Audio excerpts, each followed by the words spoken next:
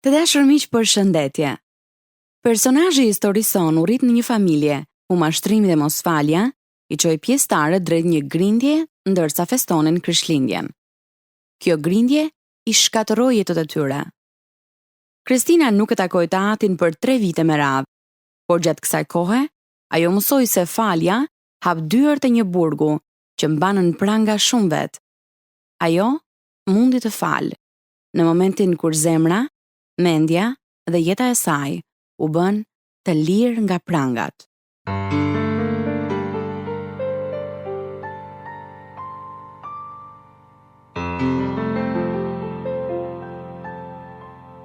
Të ndriçojmë errësirën me histori jetësh të vërteta, që shpallin lajmin e mirë.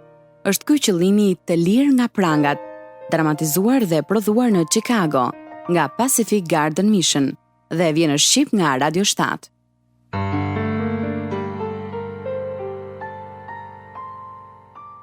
Që nga viti 1877, Feneri i Vjetër ka qenë një parajs për njerëzit e humbur të dëshpëruar, që mësojnë se askush nuk kujdeset më shumë për ta se sa Perëndia.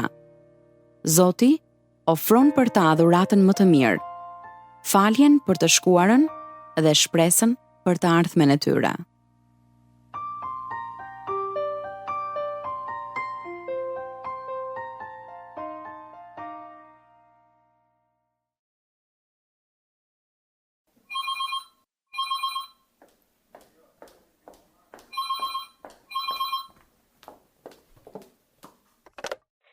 Alo?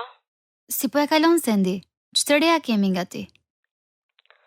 Nuk më pëlqen që duhet të ta them unë, por Frenki telefonoi, ishte duke qarë me të madhe. Pse? Çfarë kishte? Babai i vdiq, Chris. Bon mirë të nisesh e të vish me njëherë. Jo. Ai s'mund këtë vdekur. Doktori tha se ai do të bëhej mirë. Nuk është e mundur. Jo, nuk mund të jetë e vërtet. Pati një atak tjetër në zemër këtë mbasdite. Thirrën ambulancën, por kur ambulanca erdhi, gjeti të vdekur në fund të shkallëve. Po nisem që tani. Jo, duhet kisha qëndruar me të në shtëpi. Ky është i gjithë i pa im, është i gjithë i pa im.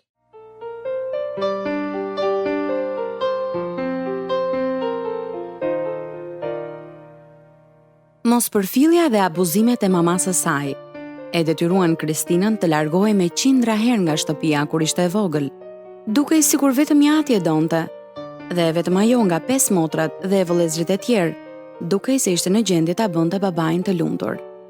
Por tashmë, ai ishte larguar nga jeta e tyre. Përse ishte kaq i keq babai në sytë të tjerëve? Përse kishte kaq shumë sekrete kjo familje? Në fund të historisë së saj dramatike, Christina Di Stefano Davis mësoi të vërtetën që ishte fshehur gjatë gjithë jetës së saj. Kjo është historia e saj e vërtet, tani në Të lirë nga prangat.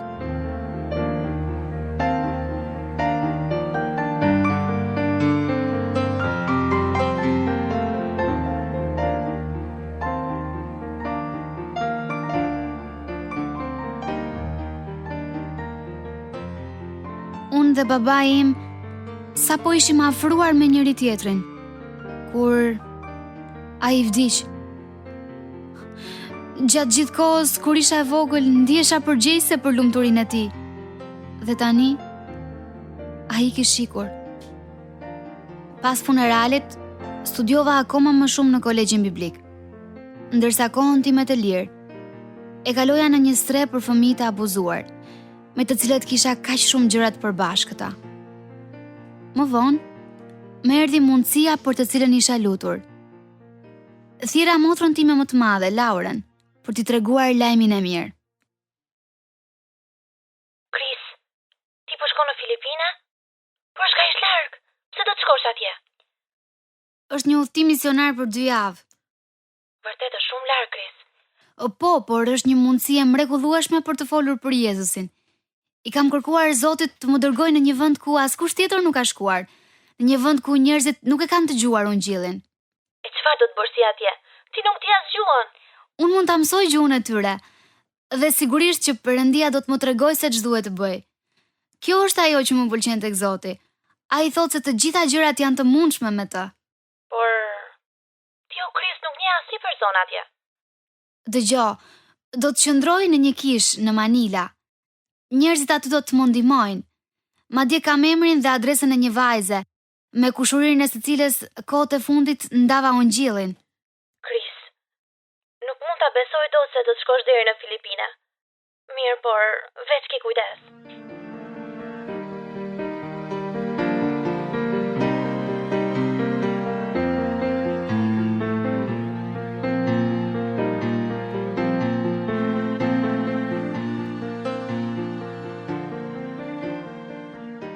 Isha 19 vjeçe kur shkova në Manila dhe isha kaq e hetur për çdo gjë që Zoti kishte rezervuar për mua. Ndihmoja pastorin me të rinjtë e kishës, por dikush tjetër mund ta azinte vendin tim pasi të largohesha. Ndërsa 2 javëve të mia po i afrohej fundi, i kërkova pastorit nëse mund të shkoja në zonat e largëta, por ai tha se ishte shumë e rrezikshme. Duke u lutur që Perëndia të hapte dyert, kalova një mbasdite me kushurinë të Filipinas të shoqes sime në Amerikë. Dhe ajo erdhi me mua për të takuar pastorin. Pastor, do të kthehem në shtëpi për 2 muajt e pushimeve të shkollës. Dhe kam ftuar edhe Kristinën të vi me mua. Sa kohë do të qëndrosh, Kristina? Ndoshta 1 javë, ndoshta 1 muaj, nuk e di. Di vetëm që kam një dëshirë të zjarrt të ndaj fjalën e Perëndis me njerëz që nuk e kanë dëgjuar kurrë ungjillin. Unë do të përkthej për të kudo që të shkojmë dhe ajo mund të rrinë në shtëpinë time. Kur do të niseni? Nesër në mëngjes. Kristina, ti mund të shkosh vetëm me një kusht. Nëse do të më telefonosh çdo ditë të më thuar se je mirë. Është e rrezikshme të udhëtosh kaq larg nëpër provinca. Pastor, unë besoj se po ndjek drejtimin e Zotit. Psalmi 32, vargu 8, ma ka mbushur mendjen, dhe ai thot: do të edukoj dhe do të mësoj rrugën e të cilën të ecësh. Do të këshilloj dhe do ta mbaj syrin tim mbi ty.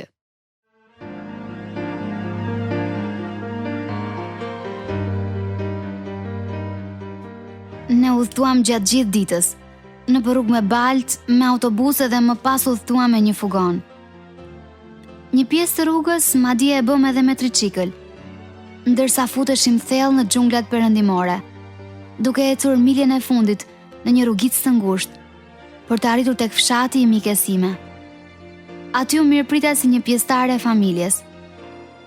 Javët u kthyen në 2 muaj, ndërsa mikesha ime sillte plot njerëz në pemën e arrës së kokosit, ku u ndaja me ta rreth Perëndis dhe birit të tij, Jezus.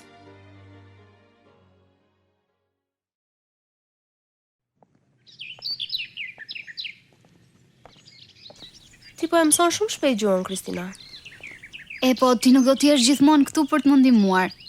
Dëshira ime është të shkoj edhe në fshatra të tjerë që janë të largët. E po, ata nuk kanë drita, as ujë të bollshëm. Po njerëzit duhet mësojnë për Jezusin. Po e di. Unë mund të shikoj ndryshime tek njerëzit e mi ndërsa të dëgjojnë ty. Ti gjithashtu më ke ndihmuar mua të kuptoj urën që Jezus Krishti ka siguruar për ne. O jam e lumtur, Clarisa. E gjithë bota u dënua dhe u nda nga Perëndia. Por kryqi i Krishtit është e vetmja urë që do të na çojë në parajs. Duhet kesh kujdes, Kristina. Guerillasit komunist janë kudo nëpër male. Nëse Perëndia dëshiron që unë të shkoj, ai do të më mbrojë. Mendoja se e njihja Perëndin nga frymërat e mira, por pasi të dëgjova ty se si shpjegoje rreth Perëndis që është në Bibël, unë tani besoj atë çfarë ti thua. Unë dua t'i kërkoj Jezusit që të vinë jetën time dhe dua të ndihmoj t'i tregosh të tjerëve për të.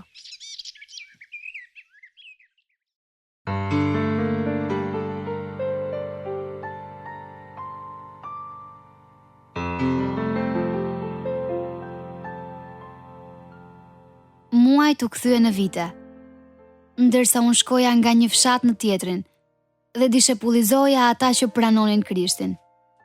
Një ditë, një burr nga një fshat i largët erdhi për t'u takuar me mua.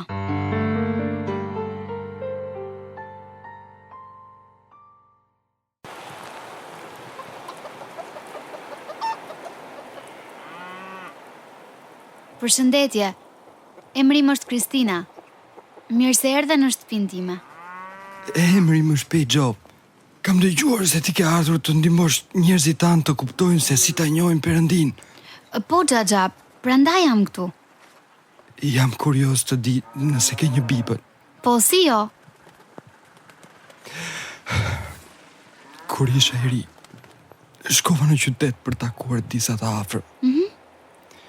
Gjatë kohës që isha atje, dikush më tha se Perëndia kishte shkruar një libër për të na ndihmuar ta njinim Zotin. Është e vërtet. Emri i librit ishte Bibël. Jam 60 vjeç tani dhe kam pritur 40 vjet që të shikoj këtë libër.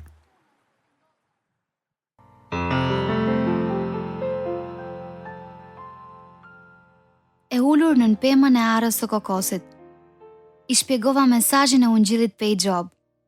Dhe ndërsa lotët i rritnin lirshëm nga syt, ai pranoi Jezusin atë ditë. Më vonë, fshatrat u bashkuan për të ndërtuar një kish, ku ata mund të mblidheshin dhe të adhuronin së bashku. Kishte kundërshtime nga doktorët magjistar të zonës, madje edhe nga disa njerëz të tjerë, por Perëndia po bënte një punë të mirë. 6 vite kaluan, dhe më pas, disa pastor nga Manila erdhen për të parë punën time. Wow, jam i manitur me atë çfarë ti ke bërë këtu, Kristina.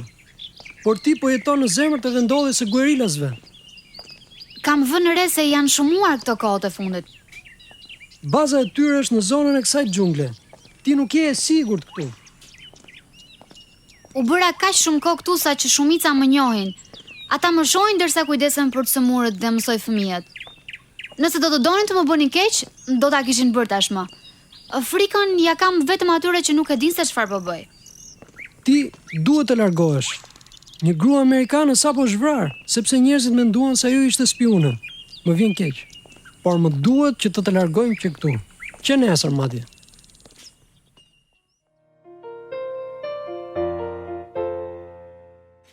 Ata më bindën se kishin të drejtë. Mendja ime binte dakord, por zemra ime ishte plot me trishtim. Edhe pse e dija se Perëndia do të vazhdonte të punonte nëpërmjet atyre që kishin ardhur tek ai. Kështu që me avion shkova në San Francisco. Vazhdova kolegjin biblik dhe u lidha përsëri me familjen time. Motra ime Laura jetonte në Kansas City. Kështu që i telefonova asaj. Kris, a e ke takuar nënën? Jo, por kam dëgjuar se ajo mendon që është marrëzi të ndihmosh ata që nuk bëjnë gjë për të ndihmuar veten. Po, në fakt ky është opinioni shumë vetave. Po si, po fëmijët nuk mund të ndihmojnë veten. Familja jonë është provë e kësaj. Po, kete drejt. Dhe kur fëmijët rriten, ata kanë probleme ashtu si dhe ne. Sigurisht, përveç atyre që vinë tek Jezusi. Ai na jep jetë të re, ndryshon gjithçka. Më vjen kaq mirë që ai të ka ndihmuar, Kris. Unë doja kaq shumë të ndihmoja, por nuk mundja. Askush nuk mund të zgjidhte problemet tona përveç Perëndis, Laura. Vetëm ai mund na ndihmojë të riparojmë dëmin që u shkaktua nga prindrit tanë. Ata ishin si fëmijët që vuajnë në Filipine. Kishin rënë pre e mëkatit të tyre, edhe kjo u transmetua edhe tek ne. Por unë mund të ndihmoj fëmijët të njohin Zotin në mënyrë që ata të jenë të lirë. Dua që jetët e tyre të ndryshojnë. Unë jam kaq krenare për ty, Kris.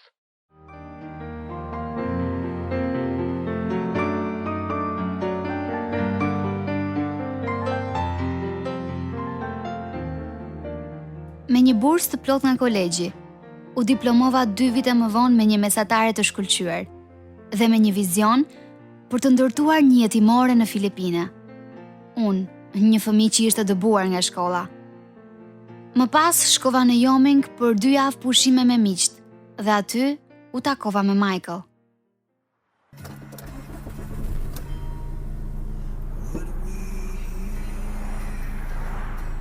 Çfarë do të bësh tani që mbarove kolegjin, Kristina?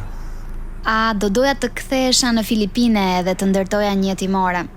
Të shohër se si jetojnë ata fëmijë, ta këpusin shpirtin. Kjo po më duket një dëshirë ambicioze. Jo për Perëndin. Ai bën gjëra të mahnitshme, Ajo çfarë duhet të bëjmë ne është thjesht ta ndjekim atë. Po mirë, familja jote nuk shqetësohet që po shkon kaq larg? Babai im vdiq 8 vite më parë dhe unë nuk kam qenë kurrë afërt me nënën. Jam e afërt me vëllezërit dhe motrat, edhe sidomos me vllain dhe motrën e madhe. Edhe me gjyshin nga ana e babait, Frankie, por ai është 10 e kusur. Unë kam patur gjithmonë përshtypjen se italianët kanë familje të mëdha. Po, babai im ishte fëmijë vetëm, po ashtu edhe babai i tij.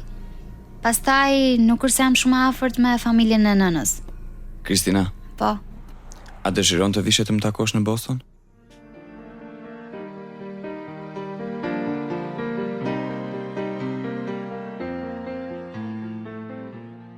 Michael ishte një violinist profesionist që jetonte në Bregu Lidor gjatë kohës kur unë jetoja në San Francisco.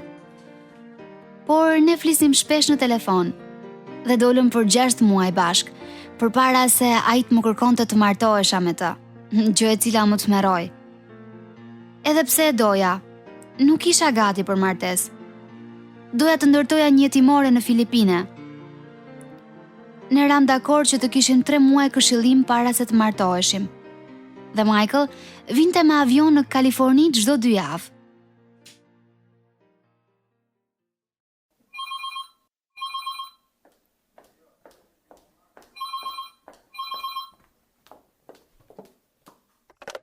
Alo?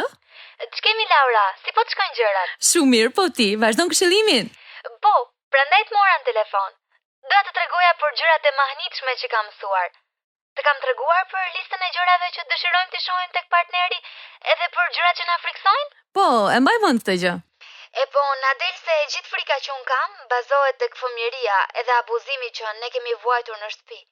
Po ti ke frikë se ai do të jetë si babai? Jo, Laura, nuk është kjo. Për shkak se ne fëmijët duhet të kujdeseshim për veten, un kam frikë të humbas pavarësinë time. Po mirë, moj Chris. Çfarë mendon Michael për këtë? Ai është i vendosur. Prandaj dhe kemi vendosur të martohemi pas 5 muajsh.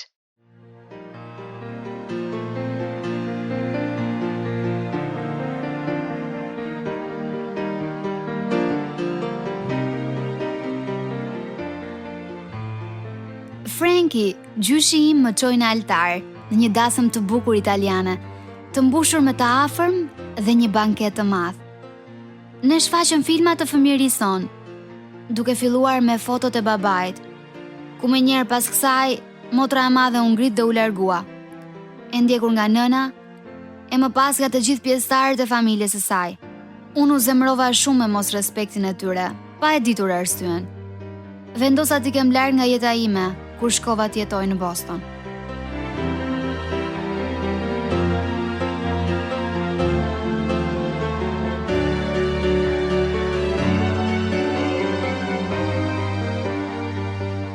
Gjatë vitit të 2 të martesës son, ngela shtatzan dhe isha e sëmur gjatë gjithë kohës. Doktorët ishin gati të më ushqenin artificialisht, kur Perëndia dërgoi një grua të veçantë në jetën time, e cila më ndihmoi gjatë kësaj kohe vendimtare. Linda një djalë të shëndetshëm. 2 vite më vonë, duke patur të njëjtat probleme, linda djalin ton të dytë. 4 vite më vonë, ndodhi diçka shumë e rëndë.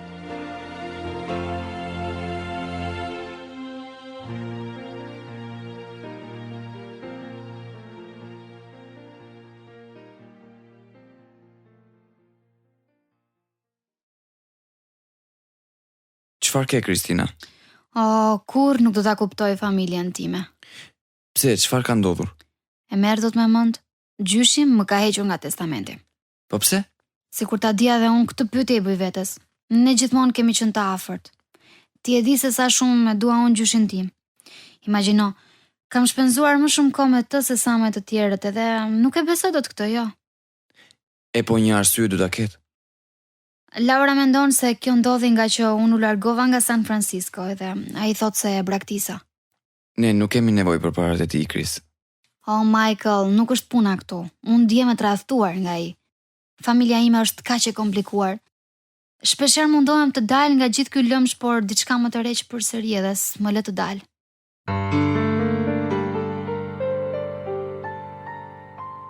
Të dy gjyshurit e mi po jetonin në një azil, kështu që shkova në San Francisco për t'i takuar. Gjatë kohës që ndodhesha aty, gjyshja ime vdiq, dhe unë isha personi që duhet ja jepja gjyshit lajmin e keq.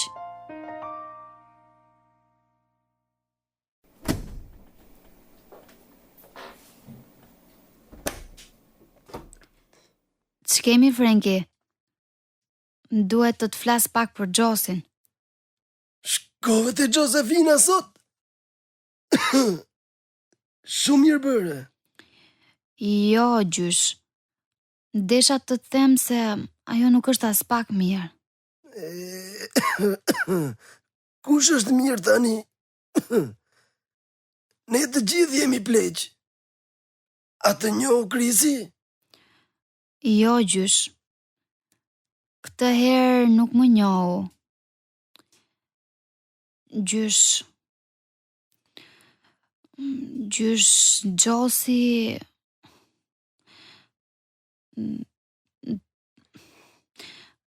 Gjosi vdiq. Ajo ra në gjumë brëm dhe nuk u zgjua më.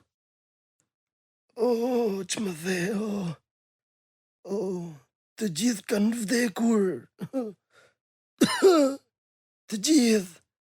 Joey ka vdekur. Vinci ka vdekur. Marko ka vdekur. Leo ka vdekur. Agustino ka vdekur. Baba yt ka vdekur. Të gjithë kanë vdekur. Gjysh, për çfarë po flet? Të gjithë kanë vdekur. Vetëm unë kam mbetur këtu.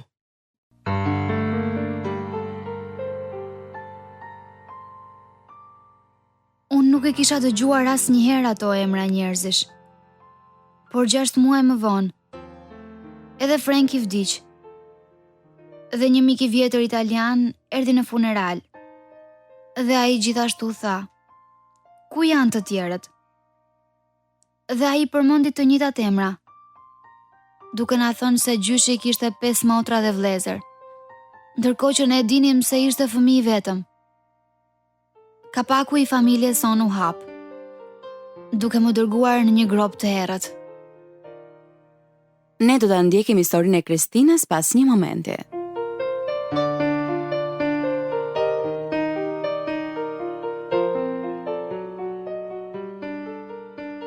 Radiodrama konsiderohet shpesh si teatri i mendjes. E sigurisht që është një përshkrim e vend. Të lirë nga prangat, këto histori të vërteta bëhen të gjalla në mendjet e dëgjuesve tanë, në një mënyrë më jetësore, sesa nëse do ta shihni të portretizuar vizualisht. Kjo është arsyeja pse Të lirë nga prangat është shumë e rëndësishme për audiencën tonë që nuk mund të shikojë. Prandaj ne ofrojmë një librari huadhënëse për të gjithë të verbrit. Për më shumë informacion, ju mund na shkruani në info@radiovis7.net ose mund na dërgoni një letër në Radio 7, kutia postare 2914 Tiranë.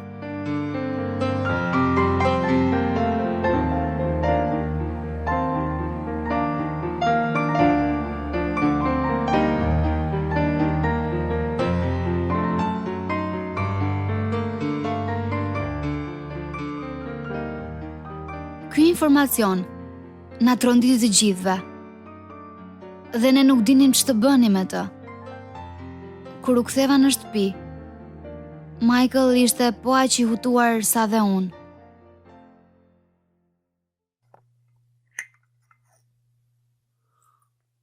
Pra, unë që kam martuar me mbesën e një italiani shumë të pasur, a? Me stërmbesën, do të thuash. Stërgjyshi im u vra duke i lënë miliona familjes së tij. Frankie ishte më i madhi, kështu që të gjitha ju dhan atij. Më pas ai u doqë një zjarr dhe kur ishte në spital, vëllezërit dhe motrat i thanë nënës se kishte vdekur.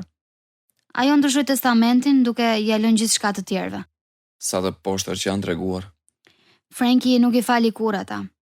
Që nga ajo kohë e tutje, ata të gjithë ishin të vdekur për të. A kanë vdekur të gjithë, a? Jo, i vogli është akoma gjallë, por është rreth 80 vjeç. Ai është nuni im. Kristina, Kjo ndoshta tregon faktin pse Franki të la jashtë testamentit. Po, ishte një model i familjes së tij, e vetmja mënyrë që dinte. Por Jezusi dha një mësim të veçantë për faljen tek Mateu, kapitulli 18, vargu 21 deri në 35. Unë mund ta fal atë Michael, për shkak të faljes së Perëndis për mua. Jam e lirë nga dashuria e shpëtimtarit tim, edhe unë nuk kam ndërmend të mbaj hidhërimin e tij.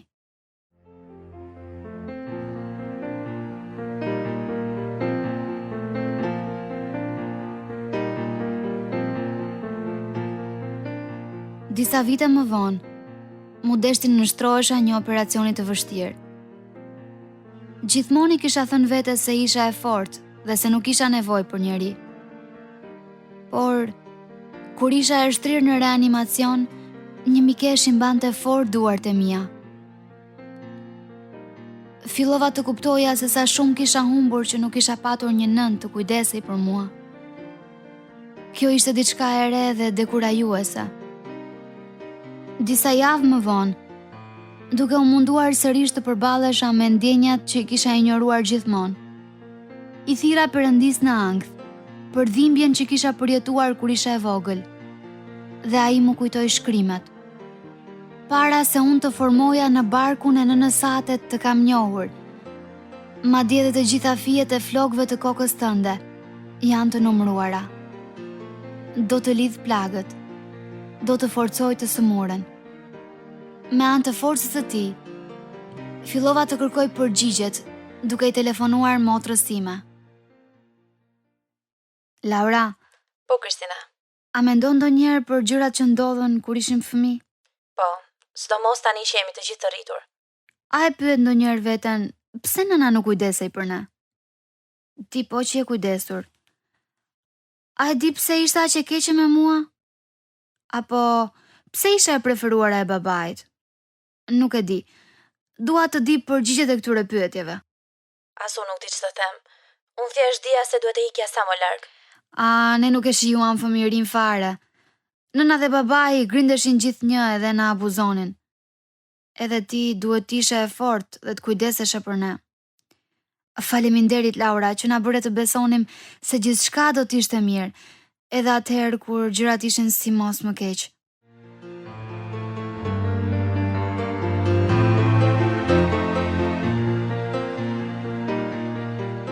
Duke ndjerë trazirën time, Laura dërgoi biletat e avionit, që unë bashkë me djemtë e mi të shkonim në Kaliforni, në plazhet që unë i doja kaq shumë.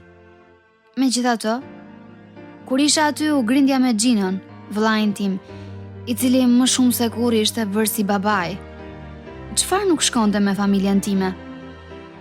E uritur për përgjigje, unë fillova me mikun e vjetër italian të familjes, i cili më drejtoi tek nuni im, vëllai i fundit i gjyshit tim. Për çudi, ai ra dakord të takojë me mua, duke folur pa rezerva për të shkuarën, ndërsa ne përgatisnim drekën.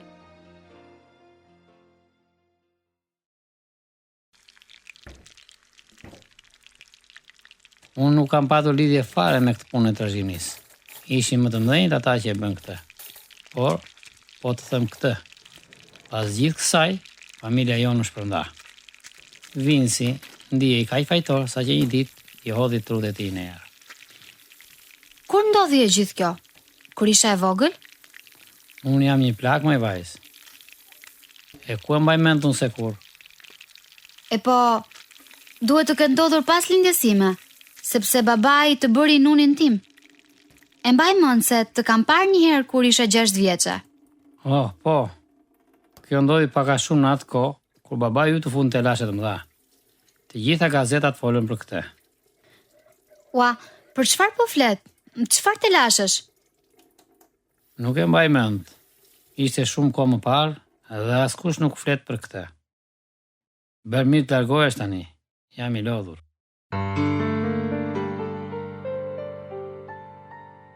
Shpenzova 2 ditët që vijuan në një librari, duke parë dokumentat dhe gazetat e vjetra, dhe duke kërkuar për emrin e babait.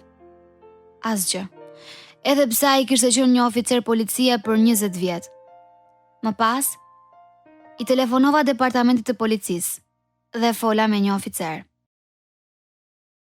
Dëgjo, s'të them dot gjë tjetër përveç datës se kur është punësuar dhe kur është larguar babai juaj. Shiko, ndoshta ju nuk mund të imagjinoni se si ka qenë situata në shtëpinë tonë, por ishte shumë keq.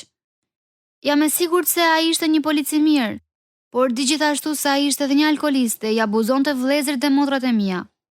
Ai gjuajti me shkel motrës ime në stomak kaq fort saqë ajo përfundoi në spital me hemoragji të brendshme. Po ku ishte nëna juaj kur ndodhi e gjithë kjo? As gjikundi, ajo vinte vetëm për t'ia ngritur nervat atij dhe pastaj largohej. Të lutem, ne duhet të dim të vërtetën.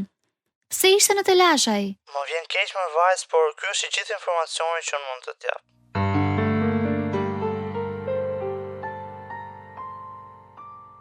Pas shumë kërkimesh, gjeta disa artikuj gazetash dhe zbulova se babai im ishte arrestuar për shkak se kishte abuzuar një vajzë që jetonte aty pranë. Më dukej sikur bota po më vinte vërdall. I dërgova një kopje të gazetës motrës ime me faks. Dhe më pas shkova në breg të detit, ku fjala e Perëndis më ngushëlloi. Unë të forcoj dhe njëkohësisht të ndihmoj dhe të mbaj me dorën e djathtë të drejtësisë sime.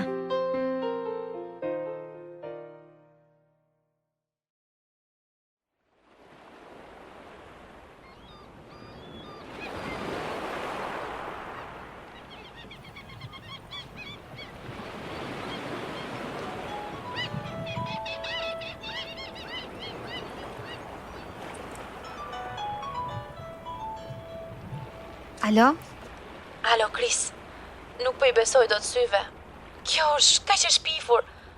Megjithatë, të them të drejtën tani po filloj të kuptoj të gjitha. Oh, më duket sikur e gjithë jeta ime nuk ka qenë e vërtet, Laura. E di çfarë, Kris? Nuk po më mendja se ajo vajza ka qenë e vetmja. Unë nuk e mbaj mend të më ketë bërë diçka të tillë. Mos ndoshta nuk e mbaj mend? Po ti, a mban mend gjë? Jo. Megjithatë, mund ta them se ai gjithmonë ka qenë I çuditshëm. Kam kaq shumë pyetje në kokë. Shiko, Kris, se mos zbulon ndonjë gjë tjetër.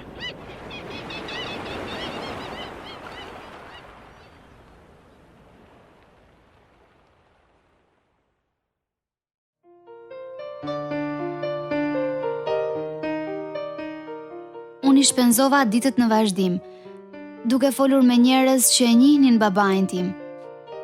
Më përziej kur mbarova. Atë natë I telefonova bashkëshortit tim dhe I tregova se çfarë kisha zbuluar. Po duke shumë e merakosur, Kristina.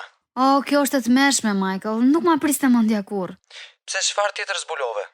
Babai ka punuar në të dy anët e ligjit gjatë gjithë jetës së tij. Ka patur një punë në polici dhe pastaj një në grup trafikimit paligjshëm. Po. Edhe ka patur akuza të tjera abuzimi seksual. Një artikull gazeta kishte një faqe të tërë me emra, edhe disa prej tyre janë miqtan. Unë nuk e kuptoj se si I shpëtoi ndjekjes penale. Dikush më tha se ishte I dyshuar edhe për vrasje, por nuk ishte prova. Po mirë, çfarë do të bësh tani? Dua t'i marr vesh të gjitha.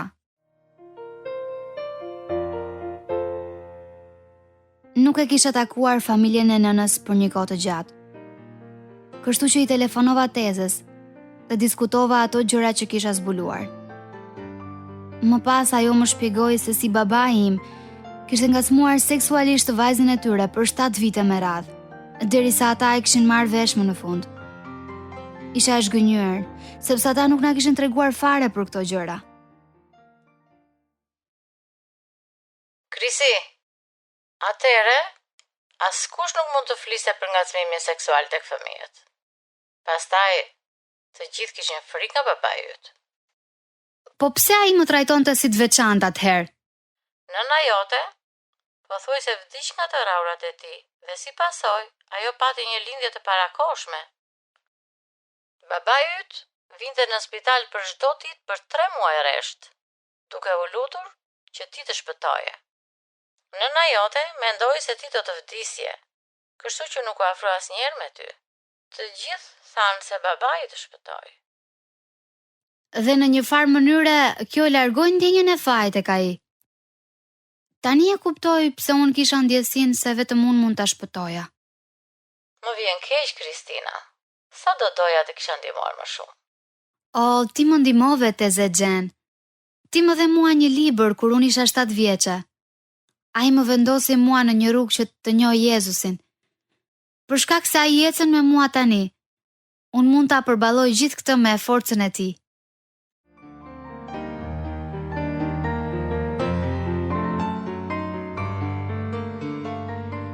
Më kishte mbetur vetëm një ditë para se të kthehesha në shtëpi.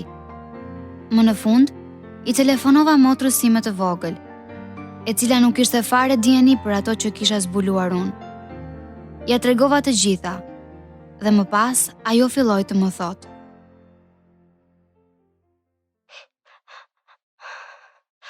Chris, ai e bëri këtë gjë edhe me mua.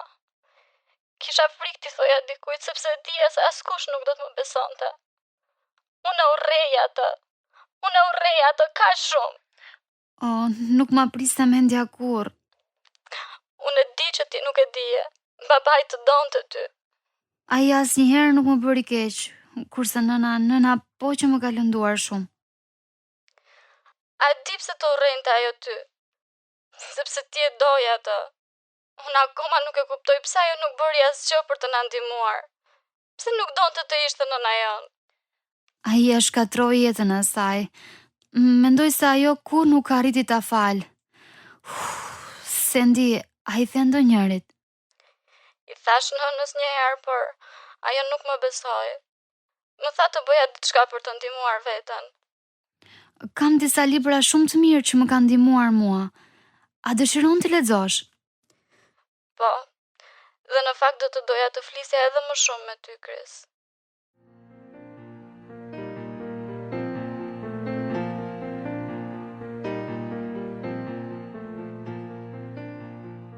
Bëra edhe një telefonat tjetër, në mënyrë që të flisja me një kushuri, i cili ishte këshilltar profesionist.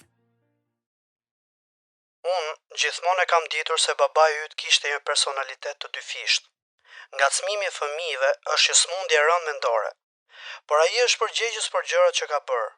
Si çdo lloj errësire, edhe kjo fillon me një vendim të keq, i cili të çon nga një veprim tek tjetri. Dhe ajo çfarë të trishton më shumë është se çrregullimi i tij i ka lënduar shumë të tjerët. A mendon se prindit e babait tim dinin gjë për këtë? Absolutisht jo. A e di çfarë është e çuditshme? Unë mund të shija dritën brenda babait tim edhe Zoti e di se sa jam munduar të largoja errësirën tek ai. Ndërsa kjo është arsyeja pse më donte mua. Kjo është tipike, Chris. Personat që ngacmojnë seksualisht fëmijët veçohen tek një fëmijë i cili do. I mbështet dhe në këtë rast ti ishe ky fëmijë. Të tjerët e urrenin atë. Ai kishte nevojë për një fëmijë të përkushtuar plotësisht dhe verbërisht besnik. Dhe ky fëmijë isha unë. Sa do doja ta kisha ndihmuar. Ti e ke ndihmuar. Sa herë që ti buzëqeshe apo shkoje për një xhiro me të. Sa herë që ti e telefonoje kur ai largohej nga shtëpia. Gjithçka që ti bëre ishte e vetmja dritë në jetën e tij.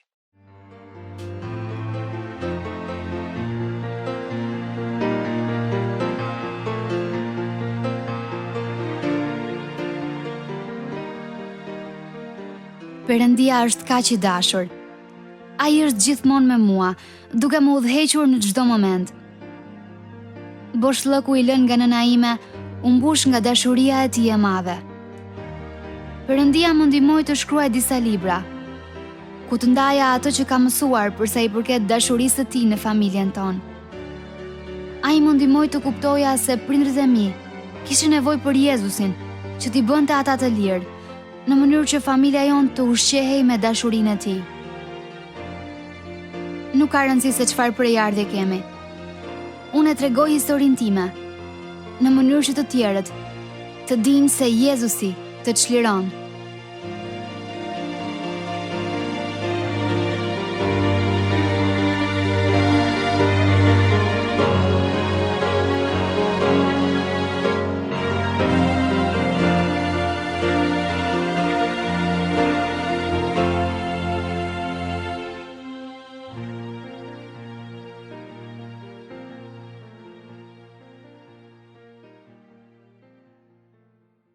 Ai është vërtet një perëndi i mahnitshëm. Zoti që krijoi universin e përuli veten e vet dhe u bë njeri në mënyrë që të vdiste në vendin ton. Ai pagoi çmimin për mëkatet tona. Miku im, Biblia thot tek Ungjilli sipas Gjonit, kapitulli 3, vargjet 16 dhe 17. Sepse Perëndia e deshi aq shumë botën, sa dha birin e tij të vetëm lindur, që kushdo që beson në të, të mos humbas, por të ketë jetën e përjetshme. Sepse Perëndia nuk e dërgoi birin e tij për ta dënuar botën, por që bota të shpëtohet nëpërmjet tij.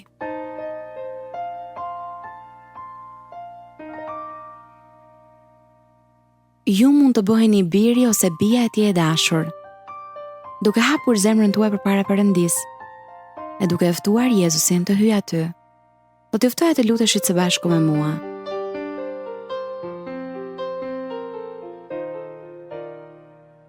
O Zot, jam kaq i humbur sa nuk mund ta shpëtoj dot veten time. Unë besoj se Krishti vdiq për mëkatet e mia.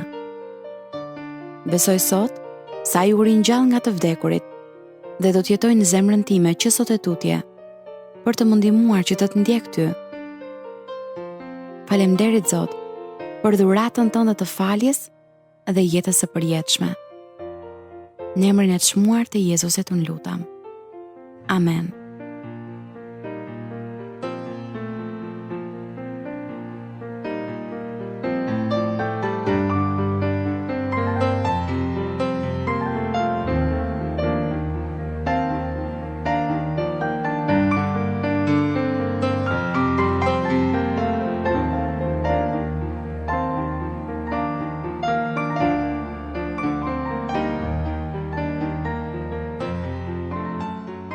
Miqtë e mi, nëse keni bërë këtë lutje së bashku me mua, nëse keni pranuar Krishtin në zemrën tuaj, unë do t'ju ftoja të na shkruanit në Radio 7, kutija postare 2914 Tiranë, ose në info@radioviz7.net. Me shumë kënaqësi ne do t'ju dërgoni më shumë libra, që të keni mundësi të rriteni në besimin tuaj. Faleminderit që na ndoqët sot dhe mos harroni të ftoni edhe miqtë tuaj të na ndjekin programin ton të rëzardhshëm. Keni dëgjuar pjesën e dytë të historisë së vërtetë të Christina Di Stefano Davis. Të lirë nga pranga të shprodhuar nga Pacific Garden Mission dhe sjell në Shqip nga Radio 7, me një qëllim të vetëm, për të treguar përmes historive të vërteta se nëse jeta juaj është bosh, ajo mund të mbushet me Perëndin derisa të derdhet.